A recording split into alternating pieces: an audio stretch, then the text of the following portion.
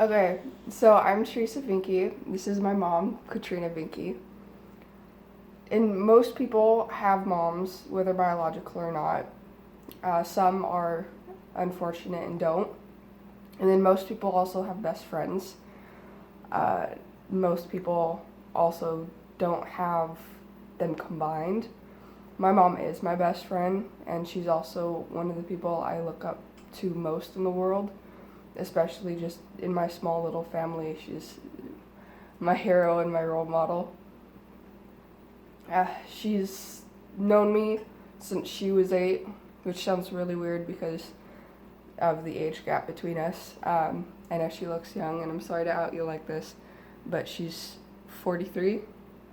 40. And I'm 18, so she did not have me when she was 18. She had me when she was 24. So she just looks really young. Hopefully, I get that complexion. But when she was 8 years old, that's when she decided her name for one of her children. And I love bragging about that because how many people can say, oh, my mom knew exactly what my name would be when she was 8 years old, and most people are sitting in the hospital with a baby in their arms like, what are we naming it? And so she's named after her grandmother, Katrina Louise, and she wanted to keep that tradition alive. And so I'm named after my grandmother, her mom, her middle name, June Teresa, and that's how I got my first name. And then for my middle name, there was a Cabbage Patch doll my mom had, and she just loved how Teresa Lynn rang together. And obviously, I got my last name from my dad, but the Teresa Lynn was all my mom, and there's history and love behind that. And then I ended up getting a Cabbage Patch doll named Katrina. So that was pretty funny, probably on purpose. I don't really know about that one, but just the fact that there's that history before I even was thought of, or conceived and born and had any life, she knew me and she loved me and she was ready for me already. And I was also given a scripture at birth to explain my life and who I am as a Christian and my path with God. And I'm the harvester. And that means that I will sow seeds in people's lives and I will be able to plant God in people. And whether I plant it in a rocky field or rich soil, I might not always be able to see how it grows, but I'm the one planting it and making a difference in people's life. And that's one of the reasons why I want to do what I want to do as a NICU nurse, is be able to pray for the babies and help infants and their families grow. And maybe I'd be on that path anyway, but with the scripture I was given, it just strengthens my resolve to continue pursuing the neonatal intensive care unit. And then in regards to that as well, when I was little, I told my mom that I wanted to have 100 babies.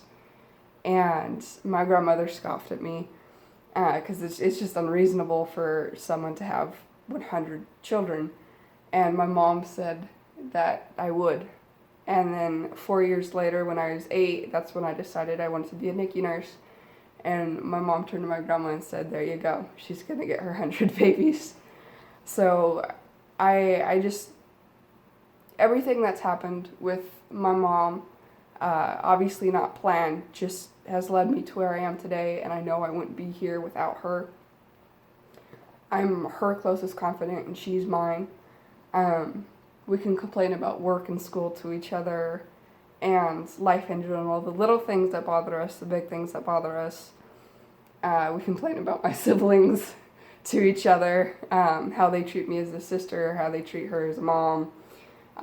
We build each other up like, oh, my older sister, she loves you. And sometimes my mom just needs to hear that. Or my mom will tell me that my little brother loves me, and sometimes I just need to hear that. It's the little things and it's the big things, and they build up, and we're just able to grow together. And I'm really glad that I have a relationship like that with my mom, where we're so close that I can call her my best friend. And it's hard enough calling best friends when it's more like we share one class, we share two classes. I don't even know anything about their history. And with my mom, I just feel like we're close enough and transparent to each other so that we can be honest and have a relationship where we build each other up. And if maybe if we're not building each other up, we're at least supporting each other when no one else or very few people are. And we're making a difference in each other's lives. But I wouldn't be able to do that for her if she didn't do that for me when I was such a young age. And then she's just always there providing for us. She works business hours, but she also does overtime. She goes into work early, she stays late, she works weekends, even though it's a Monday to Friday job. And she wants to provide for us and give us the best life possible. And it shows. I mean, we're living with a roof over our heads, with food in our bellies, and we get to sleep in warm beds every night. And not everyone can say that. Not everyone can say that they're in college and still living with their parents. And my parents have given me such a safe home to be in, going through college, high school even, when some people are at the streets then. And I'm just able to be safe and know I'm loved, which is all I could ask for from my parents. And they give me so much more. And all that she's done for me and protected me from the outside world while preparing me for it. I know that I'll be able to go into life and be prepared and loved, and in 20 years I can come back. I'll be visiting in between, but I can come back and she'll still be my mom and my best friend, and I couldn't ask for more.